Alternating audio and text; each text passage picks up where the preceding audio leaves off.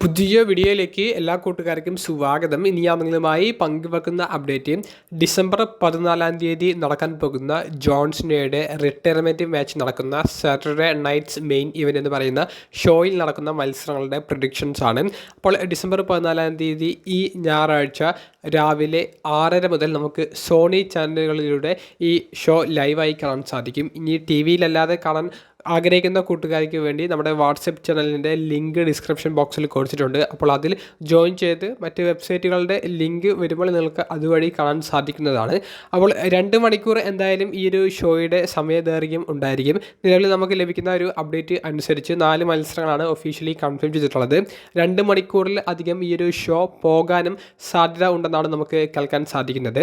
അപ്പോൾ നമുക്കിനി match card പ്രൊഡിക്ഷനിലേക്ക് കടക്കുകയാണെങ്കിൽ ഒരു ചാമ്പ്യൻഷിപ്പ് മത്സരം മാത്രമാണ് നിലവിൽ കൺഫേം ചെയ്തിട്ടുള്ളത്. വേൾഡ് ടാഗ് ടീം ചാമ്പ്യന്മാരായ AJ സ്റ്റൈൽസും ഡ്രാഗൺ ലീയുടെയും ടീം, TNA റെസ്ലിംഗിൻ്റെ എക്സ് ഡിവിഷൻ ചാമ്പ്യനായ ലിയോൺ സ്ലേറ്റർ, NXT റെസ്ലറായ ജിവോൺ എവൻസ് തുടങ്ങിയവർക്കെതിരെ ടൈറ്റിൽ ഡിഫെൻഡ് ചെയ്യുന്ന ആ ടാഗ് ടീം ചാമ്പ്യൻഷിപ്പ് മത്സരം ഈ സാറ്റർഡേ നൈറ്റ്സ് മെയിൻ ഇവൻ്റ് എന്ന് പറയുന്ന ഷോയിലെ ഏറ്റവും മികച്ച മത്സരമായിട്ട് ഈ ഒരു ടാഗ് ടീം മത്സരം മാറാനും സാധ്യതയുണ്ട്.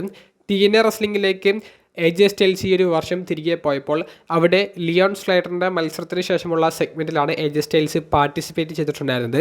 ലിയോൺ സ്ലൈഡറിനെ TNA റെസ്ലിംഗിൻ്റെ ഭാവി താരങ്ങളിൽ ഒരാൾ, ഫേസ് ഓഫ് ദി കമ്പനി എന്ന നിലയിൽ കമ്പനി കാണുന്നു എന്നുള്ളത് AJ സ്റ്റൈൽസിൻ്റെ ആ ഒരു സെഗ്മെൻറ്റും കൂടി കാണിച്ചപ്പോൾ അവർ വ്യക്തമായി പറഞ്ഞതാണ്. കൂടാതെ ലിയോൺ സ്ലൈഡറിനെ സംബന്ധിച്ച് ആ താരത്തിൻ്റെ ഏറ്റവും വലിയൊരു ഡ്രീം മാച്ച് AJ സ്റ്റൈൽസിനെതിരെ റിങ് ഷെയർ ചെയ്യുക എന്നുള്ളതാണെന്നും ലിയോൺ സ്ലൈഡർ ഇൻ്റർവ്യൂവിൽ പറഞ്ഞിട്ടുണ്ട്. അപ്പോൾ അതൊക്കെ വെച്ച് നോക്കുമ്പോൾ ലിയോൺ സ്ലൈഡറിനെ സംബന്ധിച്ച് വലിയൊരു ഡ്രീം മാച്ചാണ് നടക്കാൻ പോകുന്നത്. മത്സരത്തിൽ പരാജയപ്പെട്ടാലും അദ്ദേഹത്തിന് വലിയ അച്ചീവ്മെൻ്റാണ് സ്വന്തമാക്കാൻ സാധിക്കുന്നത്. അപ്പോൾ AJ സ്റ്റൈൽസ്, ഡ്രാഗൺ ലീ തുടങ്ങിയവരുടെ ടീം ഈ ഒരു ടാഗ് ടീം മത്സരത്തിൽ വിജയിക്കുമെന്നാണ് എൻ്റെ പ്രൊഡിക്ഷൻ. നിങ്ങളുടെ പ്രൊഡിക്ഷൻ കമൻറ്റ് ബോക്സിലൊന്ന് രേഖപ്പെടുത്തുക. രണ്ടാമത്തെ മത്സരം വെറ്ററൻ റെസ്ലറായ ബെയ്ലിയും NXTയിലെ പുതുമുഖ താരങ്ങളിൽ ഒരാളായ മുൻ വുമൻസ് നോർത്ത് അമേരിക്കനും വുമൻസ് സ്പീഡ് ചാമ്പ്യനുമൊക്കെ ആയിരുന്ന സോൾ റൂക്കൊക്കെതിരെ കളിക്കുന്ന ഒരു 1-on-1 മത്സരമാണ്. ഈ മത്സരത്തിലെ വിജയ സാധ്യത NXTയിൽ നിന്ന് വരുന്ന സോൾ റൂക്ക എന്ന് പറയുന്ന റെസ്ലർക്കാരെന്നാണ് എൻ്റെ പ്രൊഡിക്ഷൻ. എന്താണെന്ന് വെച്ചാൽ നല്ല രസകരമായിട്ടുള്ള ഒരു മത്സരം സോൾ റൂക്കയുടെ ഭാഗത്ത് നിന്ന് കാണാൻ സാധിക്കും. NXT ഫോളോ ചെയ്യുന്നവർക്കറിയാം സോൾ റൂക്ക ഓരോ മത്സരത്തിനും എടുക്കുന്ന റിസ്ക്, പെർഫോമൻസ് ലെവൽ എത്രത്തോളം ആണ് എന്നുള്ളത്.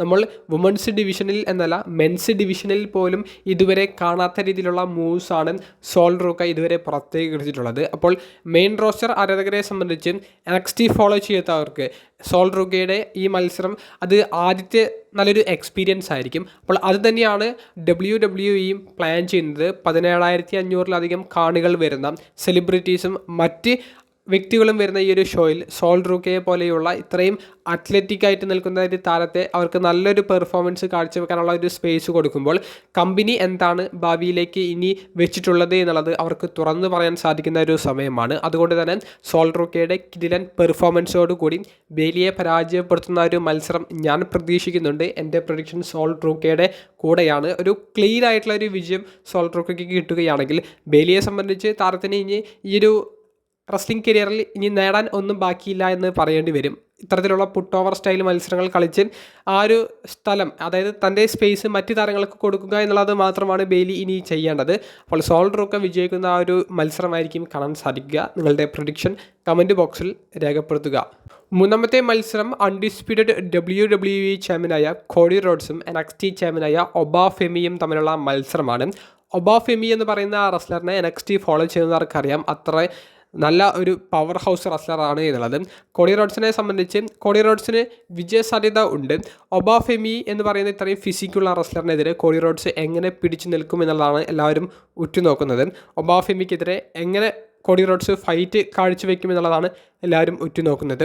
കോഡി റോഡ്സ് ക്ലീനായി ഒബാഫെമിയെ പരാജയപ്പെടുത്തിയാൽ അത് ഒബാഫെമിയുടെ മൊമെൻ്റത്തെ ബാധിക്കും. ഇനി ഈ മത്സരത്തിൽ പ്രതീക്ഷിക്കാവുന്ന മറ്റൊരു റിസൾട്ട് ഡ്രൂ മാക്കിൻ്റെയറിൻ്റെ ഇടപെടലും ഡ്രൂ മാക്കിൻ്റെയർ ബ്രൂട്ടലായി കോഡി റോഡ്സിനെ ആക്രമിക്കുന്നതുമായിരിക്കും. അത് നമുക്ക് പ്രതീക്ഷിക്കാവുന്നതാണ്. അപ്പോൾ ഡ്രൂ മാക്കിൻ്റെയറിൻ്റെ ഇൻ്റർഫിയറൻസിലൂടെ മത്സരം അവസാനിക്കുന്നത് പോലെ അവർ കാണിച്ചേക്കാം. ഇനി അതല്ല, അൺഎക്സ്പെക്റ്റഡ് ആയിട്ടുള്ള ഒരു റിസൾട്ടിലേക്ക് അതായത് ഒബാഫെമി കോഡി റോഡ്സിനെ പരാജയപ്പെടുത്തുന്നതിലേക്ക് നീങ്ങുമോ എന്ന് ചോദിച്ചാൽ അത്തരത്തിലൊരു റിസൾട്ട് ഞാൻ പ്രഡിക്റ്റ് ചെയ്യുന്നില്ല, അല്ലെങ്കിൽ പ്രതീക്ഷിക്കുന്നില്ല. കോഡി റോഡ്സ് വിജയിക്കും, അല്ലെങ്കിൽ മത്സരം ഡിസ്ക്വാളിഫിക്കേഷനിലൂടെ അവസാനിക്കും. അതാണ് എൻ്റെ ഒരു പ്രഡിക്ഷൻ. നിങ്ങളുടെ പ്രഡിക്ഷൻ കമൻറ്റ് ബോക്സിൽ രേഖപ്പെടുത്തുക. ഏറ്റവും അവസാനത്തെ ഒരു മത്സരം നമ്മൾ എല്ലാവരും ആവേശത്തോടെ അതുപോലെ തന്നെ സങ്കടത്തോടെ കാത്തിരിക്കുന്ന മത്സരം ജോൺസണയുടെ റിട്ടയർമെൻറ്റ് മാച്ചാണ്. ജോൺസണ വേഴ്സസ് ഗിന്ദർ തമ്മിലുള്ള മത്സരത്തിൽ ആർക്കാണ് വിജയസാധ്യത എന്നുള്ള എൻ്റെ പ്രഡിക്ഷനിൽ ഞാൻ ഒറ്റവാക്കിൽ പറയുന്നത് ജോൺസണ വിജയിക്കും. വിജയത്തോടു കൂടി അദ്ദേഹം പടിയിറങ്ങുമെന്നാണ് എനിക്ക് പങ്കുവെക്കാനുള്ളത്. ജോൺസണ റിട്ടയർമെൻറ്റ് മാച്ചിൽ വിജയിച്ച് ജോൺസണയ്ക്ക് നല്ലൊരു സ്പീച്ച് കൊടുക്കാനുള്ള ഒരു സമയമൊക്കെ കണ്ടെത്തി അവർ ഈ ഒരു ഷോ അവസാനിപ്പിക്കുന്നതായിരിക്കും നമുക്ക് കാണാൻ സാധിക്കുക. മറിച്ച് ജോൺസണയെ പരാജയപ്പെടുത്തി ജോൺസണ പാസ് ദ ടോർച്ച് ഭാഗമാണ് നടത്തുന്നത് എന്നുണ്ടെങ്കിൽ കാണികൾ അത് അത്ര നല്ല രീതിയിൽ എടുക്കാൻ സാധ്യതയില്ല. കാരണം ജോൺസണയുടെ റിട്ടയർമെൻറ്റ് ടൂർ നമുക്കറിയാം അത്ര വിജയിച്ചൊരു ടൂറായിരുന്നില്ല ഇതുവരെ. അപ്പോൾ റിട്ടയർമെൻറ്റ് മാച്ചിലെങ്കിലും ജോൺസണയെ ഒന്ന് കരുത്തനാക്കി കാണിച്ച് ജോൺസണയെ ഒന്ന് പവർഫുള്ളാക്കി കാണിച്ച് അദ്ദേഹം പടിയിറങ്ങുന്നത് പോലെ അവർ കാണിച്ചാൽ ആരാധകരെ സംബന്ധിച്ച് അത് സന്തോഷകരമായിട്ടുള്ള ഒരു മുഹൂർത്തമായിരിക്കും. അപ്പോൾ അങ്ങനെയാണ് ഞാൻ പ്രതീക്ഷിക്കുന്നത്. ജോൺസണെ വിജയിക്കുമെന്നാണ് എൻ്റെ പ്രഡിക്ഷൻ. ജോൺസണെ ഗിന്ദറിനെ പരാജയപ്പെടുത്തിയാലും ഗിന്ദറിൻ്റെ കരിയറിനെ സംബന്ധിച്ച് അദ്ദേഹത്തിൻ്റെ മൊമെൻറ്റത്തെ അത് ബാധിക്കില്ല. കാരണം വലിയൊരു ടൂർണമെൻറ്റ് വിജയിച്ചിട്ടാണ് ഗിന്ദർ റിട്ടയർമെൻറ്റ് മാച്ചിലേക്ക് എത്തിയത്. ഇതേ വർഷം ഗോൾബർഗിനെ പോലെ ഇൻഡസ്ട്രിയിലെ കത്തി നിന്ന മറ്റൊരു സൂപ്പർ താരത്തെ ഗിന്ദർ റിട്ടയർമെൻറ്റ് മാച്ചിൽ നേരിട്ടിട്ടുണ്ടായിരുന്നു. അപ്പോൾ ഗിന്ദറിനെ സംബന്ധിച്ച് 2025 അദ്ദേഹത്തിൻ്റെ കരിയറിലെ പൊൻതൂവലുകൾ മാത്രമുള്ളൊരു വർഷമാണ്. സാക്ഷാൽ ജോൺസണെതിരെ റിട്ടയർമെൻറ്റ് മാച്ച് കളിക്കാൻ സാധിച്ചു എന്നുള്ളത് തന്നെ വലിയ കാര്യമാണ്. അതിൽ വിജയമോ പരാജയമോ അത് ഗിന്ദറിനെ ബാധിക്കുന്നതല്ല. മറിച്ച് ജോൺസനെ വിജയിപ്പിച്ച് അദ്ദേഹത്തിന് ഒരു പടിയിറക്കം കൊടുക്കുമ്പോൾ ആരാധകർക്ക് അതൊരു സന്തോഷമായിരിക്കും. അത്തരത്തിലാണ് ഞാൻ പ്രതീക്ഷിക്കുന്നത്.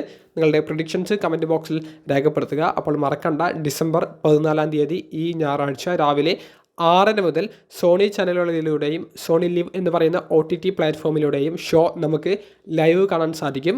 നിങ്ങളുടെ പ്രഡിക്ഷൻസൊക്കെ കമൻറ്റ് ബോക്സിൽ രേഖപ്പെടുത്തുക. അപ്പോൾ അടുത്തൊരു വീഡിയോയുമായി കാണുന്നത് വരെ ബൈ.